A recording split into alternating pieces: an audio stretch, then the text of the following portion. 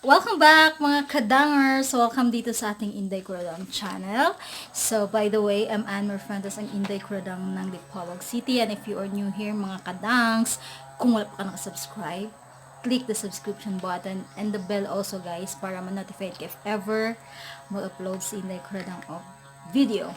So, for today's video mga Ka-dangz is I wanna share it with you excitedly. Wow! Kasi hindi ako marunong maglagay ng falsies mga Ka-dangz. Alam niyo na yan. Yung mga nag-follow sa akin before and after, alam niyo hindi talaga ako marunong maglagay ng falsies. No, it's a big failure talaga to me yung falsies. Kaya nga sa mga makeup look ko mga Ka-dangz, wala talagang false lashes kasi hindi ako marunong maglagay ng false lashes. But today, I wanna share to you, maglalagay tayo ng false lashes sa ating makeup look. And before, mag-intro sa ta.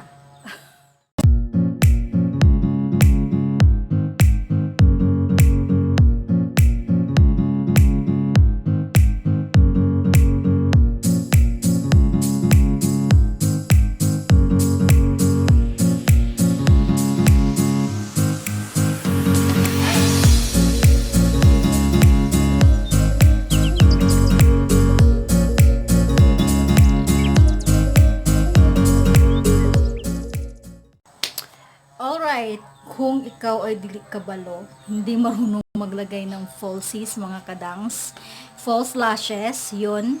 Alam niyo naman na false lashes is nakakapagbigay yan ng pack at impact sa makeup look na gagawin niyo mga Ka-dangz. So, today we are going to try this one mga Ka-dangz. This is the magnetic eyeliner.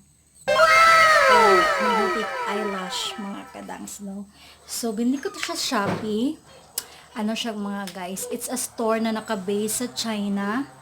And, nandito yung inclusion niya. Magnetic eyelashes, magnetic eyeliner fluid, and eyelashes with special tool. Yung panglagay ng lashes nga mga Ka-dangz. And you can follow the usage method right here sa box niya, and ito yung packaging niya mga Ka-dangz. And let's open this one. Ayan, ito yung laman niya. 5 pair of false lashes. Meron itong ditong yung tools na makatulong sa atin mga Ka-dangz na maglagay ng ating falsies dyan. And next is ito, the liquid eyeliner fluid. Ayan. So, first step. Anong gagawin natin? First step, shake the magnetic eyeliner 10 to 20 times daw. Alright? Shake, shake, shake. Better shake, shake. Better shake, shake. Ayan. False lashes na lang yung kulang sa ating makeup look mga Ka-dangz. And tingnan natin kung anong pak. Alright, next is apply the magnetic eyeliner to the eyelids and wait a minute for it to dry out. And yeah, apply natin mga Ka-dangz. Let's go. Wait, lapit ako. Sandan na natin yung eyeliner na nilagay natin mga Ka-dangz. Alright, so let's begin.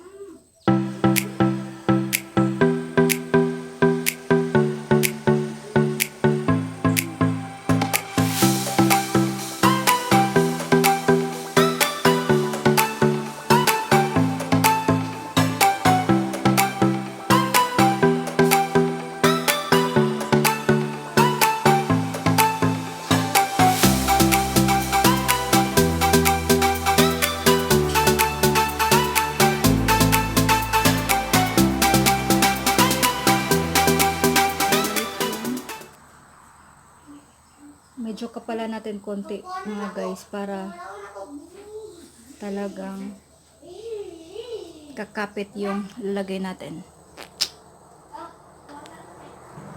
Alright, lagyan na naman natin dito sa kabila mga Ka-dangz. Medyo failure talaga Talagang failure sa akin tong dito sa kabila, mga kadangs. Difficult sa akin maglagay dito sa kabila. Ano ba yan? Alright, so dahan-dahan lang para hindi maruin. Hindi masira yung makeup. Sayang naman kung masira.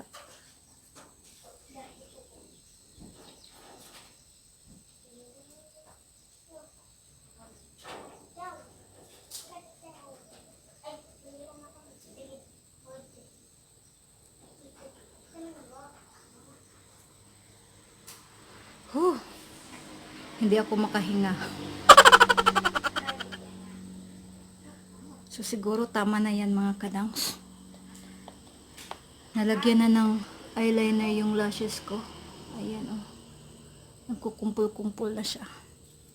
Alright, so wait daw natin siya ng ilang minuto para mag-dry up lang tong ating nilagay na eyeliner, mga kadangs. Alright, so while waiting na mag-dry up yung ating nilagay na liquid eyeliner, is i-examine muna natin yung lashes na nandito.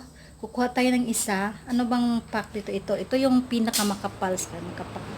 Pinakamakapal. Ayan. Alright, so ito siya, mga kadangs. I-observe natin kung ano ang nandito sa eyelashes ito. Alright, ayan.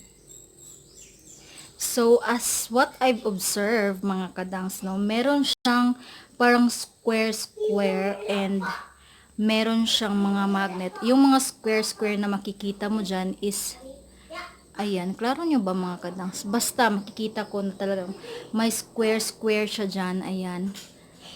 And it is magnetic. So, ito yung kakapit dyan sa ating magnetic eyeliner, mga kadangs, para didikit yung ito. Didikit si eyelashes, si false lashes. Alright, tuyo na ba? Medyo tuyo na to dito si kabila, yung unang nilagay natin. Alright, so ito yung kinuha natin. Ito na rin din yung kukunin, anuhin natin guys, ilalagay kasi siya ang pack. Tingnan natin yung pagka-pack niya. Alright, let's put this in this side, mga kadangs.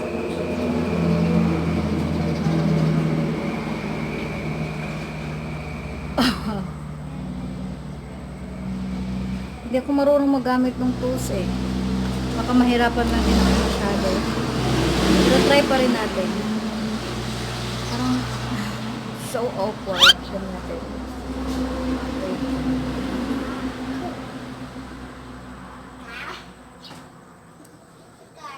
Ipupush na lang natin. Gamitin natin siyang pang push dyan.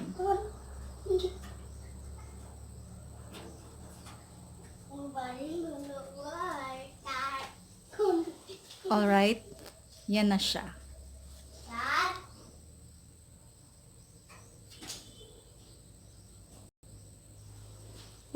Wow! Pak na pak. Next is dito sa kabila. Actually, ano na din siya. Wait.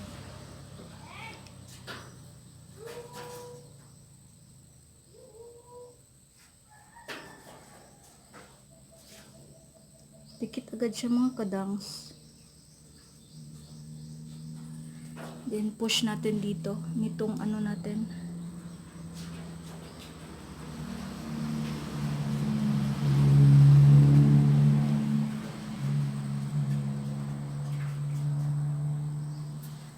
Oh. Grabe. Pagkapak nito.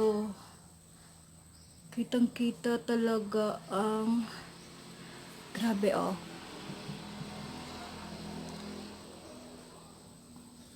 Oh, 'di ba?